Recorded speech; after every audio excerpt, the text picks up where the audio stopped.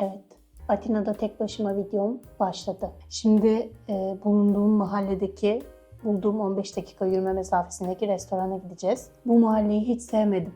Hiç hoşuma gitmedi yani. Karmakarışık, darmadağın bir yer. Real Great Greek Experience diyorlardı tuttuğumuz yerin reklamında. Belki de gerçek Yunan deneyimi budur bilmiyorum ama benim pek hoşuma gitmedi. Sokaklar inanılmaz pis, çok karışık. Hiç hayallerdeki Yunan deneyimi değil yani. Yarın başka bir otele geçiyoruz, otel merkezde. Bir de şeye aşırı gıcık oldum. Ay dur, bunu sonra dışarı çıkınca anlatacağım neye gıcık oldum. Çünkü gıcık olduğum birkaç tane şey var. Hazırsanız birinci falsoyu çekiyorum. Bu da benim. Merhaba. Bakın ev burası. Ev tuttuk yani, otel odası değil.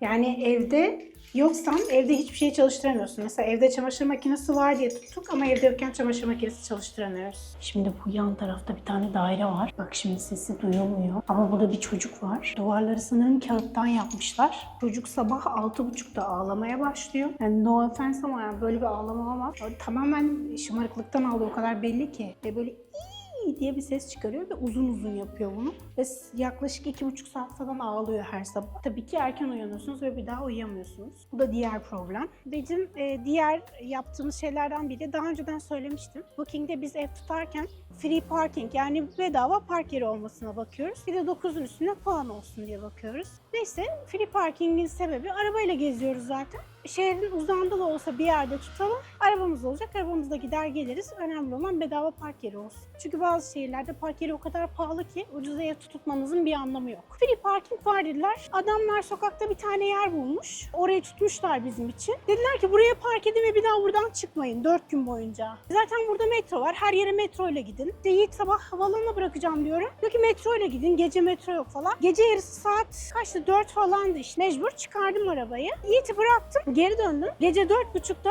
park yerimiz dolmuştu. Ve sokak nasıl biliyor musunuz? Moda gibi yani. Öyle kalabalık. Beşiktaş gibi, Moda gibi, Kadıköy gibi. Ve başka birisi çıkmış. Onun yerine girdim biraz dolandıktan sonra. Ve 4 gün boyunca arabamı asla kullanamadım. Trole gidip gelmek zorunda kaldım her yere. Metro okey. Bunda bir problem yok. Ama bu benim seçimim değil. Ben bu yüzden zaten park yeri olan bir yer tuttum. Ayrıca arkadaşlar metrolarında klima yok. Ve inanılmaz sıcak hava. 37-38 derece minimum. İnanılmaz kalabalık. İşte mesela çamaşır makinesi olsun dedik. Eşyalarımız birikmişti bayağı kamptan. Onları yıkayacaktık. Evden çıkarken bütün elektriği kesmek zorunda olduğumuz için, o plastiği çıkarttığımız için evde çamaşırın başını bekleyeceksin. Öyle saçma sapan bir yer. Neyse, bunların hepsinin karşılığı olacaktır. Yazacağım hepsini tek tek yani. Bir de adam habire mesaj atıyor abi WhatsApp'tan. Nasılsınız? İyi misiniz? Greek Experience'ınız nasıl geçiyor? Sana ne yani? Her Allah'ın günü. Self check-in de yapmamış hiç. Geleyim anahtarı ne zaman alayım diyor bana yarın. Check-in saatinden önce çıkarım. Sen istediğin zaman gelirsin. Sanki evin bir tane anahtarı varmış gibi benden anahtar alacakmış. Asla da haber vermeyeceğim. Anahtarı evde bırakıp çıkacağım yani. Çok sinirliyim gerçekten. Ha bir de ne yapmış paşa? Klimayı 24'ün altına indiremiyorsunuz. Dışarısı 37-38 derece olduğu için ev asla serinlemiyor. Ev çok temizdi sadece. Onu söylemem lazım. Ay geçiyorum, ay yok bir şey olmaz. Kardeşim neyse olsun ya. Yani ne abartıyorsun yani. Koymuş buzdolabına 2 tane meyve. Benim gönlümü alacak onlarla. 2 kayısı, 2 şeftaliye 10 puan verilir mi? Yarın tuttuğum ev için başka bir strateji belirledim. Yine parkinge baktım tabii ki. Park olmadan olmaz çünkü şehir merkezinde tuttum bu sefer. Çok ciddi masrafı olur. İlle de 9 üstü olsun demedim. Mesela 8,5 üstü olsun ama bir sürü insan yorum yapmış olsun. Bu sefer bayağı böyle yakın zamanlı. Son birkaç ayda yazılmış bütün review'ları okuyarak tuttum evi. Tabii temizlik çok önemli yani. Wi-Fi çekmesi önemli. Benim daha önceden Atina'da deneyimim çok güzeldi ama bunun bir sebebi var. Başka bir şirkette çalışıyordum ve onun genel merkezi değil de bizim bağlı olduğumuz alanın merkezi Atina'daydı. Ve benim müdürümün müdürü de Yunan'dı. O da Atina'da yaşıyordu. Birkaç kere yıllık toplantılarımızı, hatta çeyreklik toplantılarımızı bir tanesini Atina'da, bir tanesini Mikonos'ta yapmıştık. Ve tabii ki yani şirket olunca inanılmaz güzel otellerde kalıyorsun, çok güzel mahallelere gidiyorsun, çok güzel yemekler yiyorsun, güzel restoranlara gidiyorsun falan filan. Dolayısıyla tabii ki çok güzeldi yani. Zaten cebinden ödemediğin herhangi bir gezi nasıl güzel olmaz ki? Tamam, biz de tabii ki öyle bir şey de beklemiyorum yani. Ama hocam yani bu kadar da olmasın. Evet, az kalmış. Hızlı hızlı geçeyim de. Sokakları şey ya, böyle yeşil yeşil güzel yani. Hep ağaçlar var. O hoşuma gitti. Bir de ne var biliyor musunuz? Evlerinin Çok büyük balkonları var. Baksanıza evin balkonuna. Sadece bu tarafa bakan yerle bitmiyor. Evi dolanıyor falan. Geçen gün gezdim. Modern Sanat Galerisi gezdim. Dedim ben bunu öğlen gider serisini klimalı gezerim. Hep kadın sanatçılara yer vermişler. İşte eğer kadınlar dünyayı ele geçirseydi ne olurdu temalı bir şey yapmışlar. Tabii ki Türkiye ile ilgili, Türklerle ilgili bir sürü şey var. Biz niye bunu yapmıyoruz ya? Karagözlü Hacivat'ı anlatmışlar mesela bir yerde. İşte birisinin Karagöz kuklasını yapan bir adamın, Türk adam. Onun videosunu çekmişler. Adam anlatıyor, şöyle yapıyorum böyle. Biz niye yapmıyoruz böyle şeyler ya? Bayağı bir Türk temalı şey vardı. Kadın temalı çok şey vardı. Sonra en üst katına çıktım. En üst katında Akropol'ü gören torunum var diye yazmışlardı. Çıktım, oturdum. Bir menü geldi. Biraz kazıktı yani. Dedim Ceyda buraya oturdun artık. Dedim bari böyle hiç daha önce yemediğim bir şey yiyeyim. Mürekkep balıkla risotto yedim. Bu simsiyah risotto var ya, ondan yedim. İnanılmaz lezzetliydi bu arada. İyi ki denemişim. Küçücük bir şeydi ama doymadım yani. İyi ki denemişim. Çok güzel. Anason tadı geldi. Sordum. Biraz içine Allahsızlar uzo koymuşlar. Onu daha güzel yapmış. Buldum restoranı. Bakalım yerleri var mı? Menüleri böyle. Hiçbir şey anlamıyorum. Çünkü bu neden? Yunanca. Hoş bir ortam var ha. Beğendim. Böyle bir yer. Güzel duruyor. Yani böyle caddenin kenarında ama hoş tatlı bir şey oluşturmuşlar. Bir de şurada çok tatlı bir begonvil var. Evet, menü geldi. İngilizcesi buradan. Bakalım neler varmış. Crunchy chicken. Çok severim ha. Çıtır çıtır. Küçükmüş menüleri ama değil mi? Coco tiramisu var. Bak kokonatlı tiramisuları var. Yenir. Çok severim kokonatı. Ay oturunca bir sıcak bastı. Korkunç. İnanılmaz sıcak burası. Yandım. Yani şu ısındığımı hissettim yani. Yok mu bir şarabım be? Ha? Bilincim yok mu? Şarap içeceğim ulan. Bana söylenip beni linçleyip duruyorsunuz. Yok şarap içersin de 1000 kilo olsun inşallah falan diye yorum yapanlar oluyor. Bu duvardan sıcak geliyor. Beni de buraya oturmuş yeriz. Şuraya otursaydım keşke. Begonville ne güzel, orada otursaydım keşke. Bu arada dün yaptım. Kozmetik alışverişi yaptım. Bilmiyorum yani bunu yapmayan var mı ama eve gidip denedim. Sonra gece 10'da böyle full makyaj. Eyeliner falan da almıştım. Onu denedim. Mavi eyeliner almıştım. Onu denedim falan.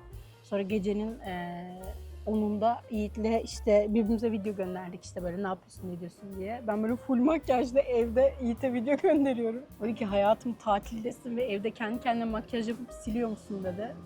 O da haklı. Ay ne bileyim ya, yaşlıyım sanki böyle şeyler için. Dışarı mı çıkacağım falan oldum böyle tek başıma. Ben zaten gençken de tek başıma süslenip dışarı çıkmıyordum. Arkadaşlarımla çıkıyordum çıkarsam. Bir tane arkadaşım var benim, Kübra. İnanılmaz kafadır böyle. Çok eğlenmeyi sever. Üniversiteden arkadaşım. Onunla çok çıkardık da. O da çok çocuğa karıştı be. Farklı ülkelerde kaldık bir de. Öyle artık öyle günler eskide kaldı. Yiğit de sevmiyor, evet. Sorunuz buysa tabii ki Yiğit sevmiyor. Sonunda da kocaman bir masa var böyle 8 kişilik falan kurmuşlar. Üzerinde rezerve falan demiyor ama yakın zamanda buraya gelecek bir ekip varsa biraz sıkıntılı olabilir, biraz gürültülü olabilir. Arkamda bir kadın derero diye şarkı söylüyor. Caz. Yemeğimi yedim, şimdi geri dönüyorum. Biraz var, aksiyon var burada. Böyle insanlar toplanmış, şurada bir bar falan var. Vallahi Acıbadem'e çok benziyor, bak göstereyim. Nasıl? Böyle sakin bir cadde. Nispeten daha sakin kafeler var. Bir de yukarıda ay var. Ponçik. Eve gidiyorum. Bu arada yani güneşin gitsin diye dua ediyorum. Güneş gidiyor, sivrisinekler başlıyor. Yiğit'i çok özlediğimi söylemiş miydim? Söylediysem de bir daha söyleyeyim. Yiğit'i çok özledim. Ve yarın geliyor. Çok heyecanlıyım. Zaten evimiz 1+1. Dip dibe yaşıyoruz yani. Her şeyi beraber yapıyoruz. O futbolla ilgili şeyleri tek başına yapıyor genelde. Ben de arkadaşlarımla arada bir çıkarsam çıkıyorum. Ama hep birlikteyiz yani. De düşünmüştüm ben 4 gün ne olabilir ki 4 gün? Kısa bir süre. Özledim ya. Gelsin artık. Bir de biz böyle ayrı kaldığımızda hiç telefonda konuşmuyoruz. O beni aramıyor. Ben de inat ediyorum, onu aramıyorum. O da aynısını düşünüyor mudur sanmıyorum. O direkt aramıyordur yani. Bir tek ihtimal var. Arayıp da kızı rahatsız etmeyeyim diyor olabilir. Duyuyor musun Yiğit, şu an editliyorsun bu videoyu. Beni ara ya. Beni niye aramıyorsun? Ben ne yapayım biliyor musun? Eve gideyim, açayım YouTube'u veya Netflix'i. Böyle bir şeyler bulayım, bir izleyeyim, yayılayım böyle. Oh mis gibi. Zaten bizim komşunun çocuğu sabah 6.30'da falan, en geç 7'de ağlamaya başlar. Gideyim şöyle arabanın bagajını boşaltayım. Çok dağıldı çünkü. Oradan oraya gez Ay o kıyafeti çıkar, onu sok. Yeni bir şeyler aldık bir de yollarda tabii. İnsan alışveriş de yapıyor yani. Ufak ufak da olsa bir şey oluyor. Bir de ben yanımda şarjlı süpürge getirmiştim. Arabanın içini bir de süpürürüm. Sonra da yeni otele yerleşeyim. Ay dur kız, bir şey diyeceğim. Ben yolu kaybettim galiba. Dur bir yola bakayım. Şu anda da sanki Ethem Efendi Caddesi'nden Bağdat Caddesi'ne iniyormuşum gibi hissediyorum. En kötü otel tecrübeniz neydi ya sizin? Yani bilmiyorum, çok keyifli dinlenecek bir konu mu ama neyse anlatayım. O dönem işte biz Bratislava'da yaşıyoruz Yiğit'le. Türkiye'den, üniversiteden en yakın arkadaşım geldi eşiyle birlikte. Arkadaşım hamile. Prag'a gittik. Bratislava, Prag çok yakın. Ve ben okudum yorumları ve yorumlar genel olarak yüksekti. Ama bir iki tane böyle şey gördüm. Bir şey gördüm yazmışlar böyle böcek ama ismini anlamadım. Ve buna çok dikkat etmedim çünkü bu yorumlar çok eskiydi. Bayağı eskiydi. Sonraki yorumlar da çok iyiydi. O gün de çok yürümüştük ve inanılmaz yağmur yağıyor dışarıdan. Şöyle bir yatağa uzandım. Her yer tertemiz gözüküyor. Çarşaflar mis gibi bembeyaz böyle sermişler falan. Küçücük bir şey zıpladı. Sonra ben biraz daha dikkatli baktım. Her yerde tahta kurusu var. Bizden öncekiler öldürmüş bazı yerlerde. Böyle yatağın başucunda böyle duvarda falan. Böyle ölü tahta kuruları var, tamam mı? Aklımı kaybettim ya, aklımı kaybettim. Bir de ben çok korumacı bir insanımdır. Arkadaşlarıma karşı falan, sevdiğim insanlara karşı aşırı korumacıyımdır. Arkadaşım hamile ve odayı evi ben tuttum. Tamam, onlar da baktılar, tamam bunu tutalım dediler ama yani sorumlu hissediyorum yani. Aradım hemen işte tuttuğumuz yeri. Dedim hemen bu gece bize yeni bir oda veriyorsunuz. Hemen, biz burada kalmıyoruz. Ne demişler, işte biz bunu bilmiyorduk. İşte yeni yer bulamayız falan dediler. Ben ama bunları aramadan önce o daha önceden çok eskiden kalma yorumları buldum. Onların ekran görüntülerini aldım. Onlar da bana şey deyince, işte biz bilmiyorduk, herhalde yeni oldu falan deyince, kötü yorumda yapmamı istemiyorlar ya. Hemen dedim ki sizin, dedim, ben yorumlarınıza baktım. Elimde ekran görüntüleri var. Burada dedim daha önceden de varmış bu problem. Siz dedim bunu bile bile insanlara dedim bu odayı kiralıyorsunuz. Hemen bize böyle güzel bir odayı ayarladılar. Ve dedim ki bize dedim para indirim de yapacaksınız yani. Para iadesi de istiyoruz. Böyle iş olmaz. Çünkü gecenin bir saatine çıktık o yağmurda. Kız zaten böyle hafif hastaydı bir de. İyice üşüdü falan. Bunların bir merkezi varmış. Böyle şirket gibi bir şey bu. Ev sahibi kiralamıyor da şirket kiralıyor. Kadın mırın kırın yaptı. Dedim bunu vereceksin yani. Bunun başka bir çaresi yok. Sen beni dedim bile bile tahta kurulu eve soktun. Ne denir? Rezervasyonu direkt dedi application üzerinden iptal edin. Biz parayı vereceğiz ama merak etmeyin. Böyle işte bunu iptal edin de biz de size parayı ödeyelim. Ancak öyle yapabiliyoruz gibi bir şey dedi. Dedim ki no iptal etmiyorum. Ama dedim paramı geri verirseniz, yani kötü yorum yazmam, hiçbir şey yazmam dedim. Eğer dedim vermezseniz de ne gerekiyorsa yaparım ama hiçbir şeyi de iptal etmiyorum. Çünkü turist olduğun zaman da biraz korkabiliyorsun. 1000 defa gittiğim için oraya, her arkadaşım geldiğinde ya Prag'a ya Budapeşte'ye ya da Viyana'ya gittiğimiz için, Bratislava çok küçük bir şehir, öyle çok gezilecek bir şey yoktu. Artık alıştım yani geze geze. Bana sökmüyor. Neyse paramızı aldık. Daha iyi bir odada da kaldık. O yüzden arkadaşlar bütün yorumları okuyoruz. Bayağı yabancı var ha burada. Evdeyken şeye bakıyorum, işte Yunan restoranına bakıyorum, yerel bir şeyler yiyeyim diye. Etrafımda hep şey var. Suriye restoranı, Hindistan restoranı, sonra Etiyopya vardı 2-3 tane. Ya öyle mutfakları da seviyorum da bugün değil. Yunanistan'da değil yani. Hani Almanya'da arada bir böyle Hintli arkadaşlarımla onların da önerdiği restoranlara gitmeyi seviyorum. Çünkü onlar önerdiği zaman iyi yere götürüyorlar ve güzel yemeği, güzel mesela Hint yemeği yiyorsun. Bize de soruyorlar işte. Onlar mesela şey zannediyor, Almanya'daki Türk dönerini döner sanıyorlar. Halbuki alakası yok bizdeki dönerle. Orada böyle döneri köfte gibi tadı döneri. Çok baharatlı. Ama işte bize sordular mı güzel yere götürüyoruz. Oo diyorlar, Türk mutfağı böyle miymiş? Türk mutfağına götürdüğün zaman akıllarını kaybediyorlar tabii ki. Çünkü dünyanın en güzel mutfağı Türk mutfağıdır. Yani hepsini denemedim ama şimdiye kadar denediklerim arasında bence en iyisi Türk'tür. Çünkü Osmanlı mutfağı füzyon mutfağı, yani birçok milletin mutfağının birleşiminden oluşuyor ve tabii ki bu da korkunç bir lezzet getiriyor. Tek taraflı değil yani. Mesela Hintliler pilava tereyağı koymuyorlar. Sadece buharda pişiriyorlar veya haşlıyorlar. Önemli olan onun yanında yaptıkları şeyler. Onlar pilavın yanındaki şeylere çok baharat koyuyorlar. Çok değişik baharatları var. Bir tane arkadaşım geldi ziyarete. Adı da Aşvati. Çok yakın arkadaşım.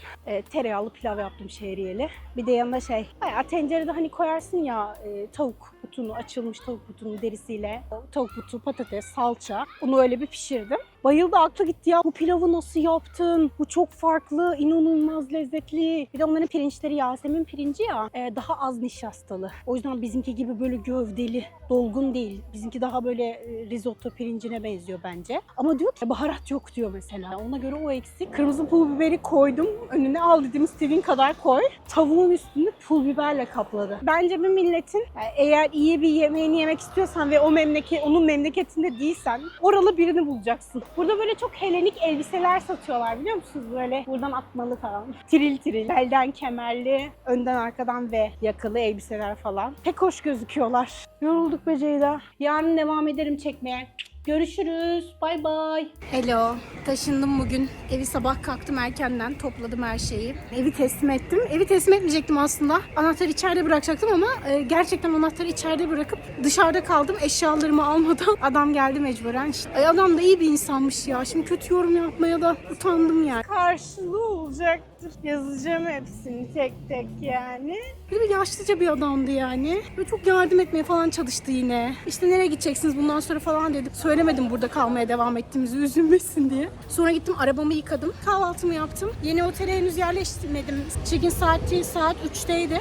Bir tane manikürcü buldum. Oraya gidiyorum şimdi. Yeni otelin mahallesini çok beğendim. Küçük küçük bir sürü her yerde kafeler var. Pis ve tehlikeli hissettirmedi. O da hoşuma gitti. Ay çok güzel yüzük aldım ya. Tam bir şey aldığın zaman bir hediye paketi yapıyorlar. Sanırsın yani 40 yıl açmayacaksın. Kutuya koydu, iple sardı falan. Özeniyorlar. Tamam da yani kardeşim birazdan takacağım ben onu. Ben de bir şey demedim. Kırmak istemedim. Özendi çok çünkü. Evet, oturdum yerime. Bayağı böyle biz bizeyiz yani. Baksana benim tam karşımda, karşıda oturanlar var. Sahne böyle sağda kalıyor. Ama yani uzakta değil. Açık hava olması da çok güzel.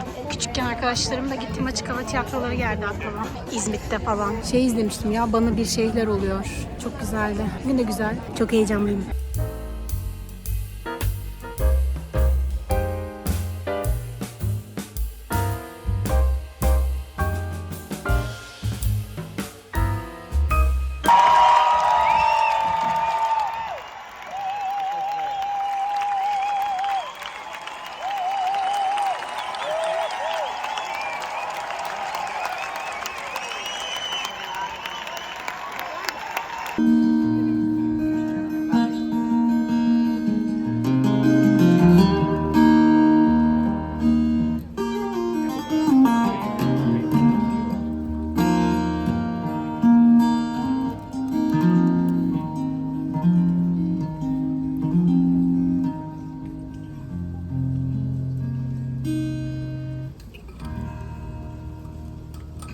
Little blue,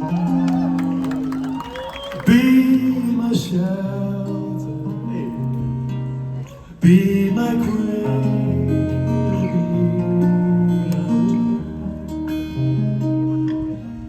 be my boat, be my river, be the stillness of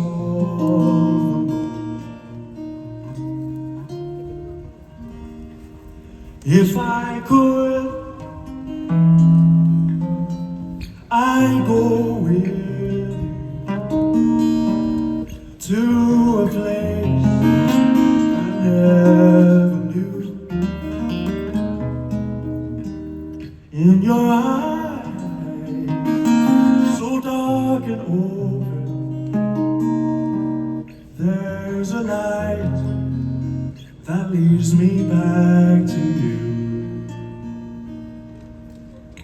'Cause you're not so far away.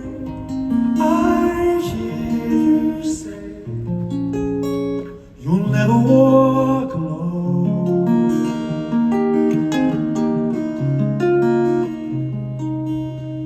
Singing, don't be afraid. Hey. In your heart, you're gonna find out to carry the world on your shoulders. You're gonna find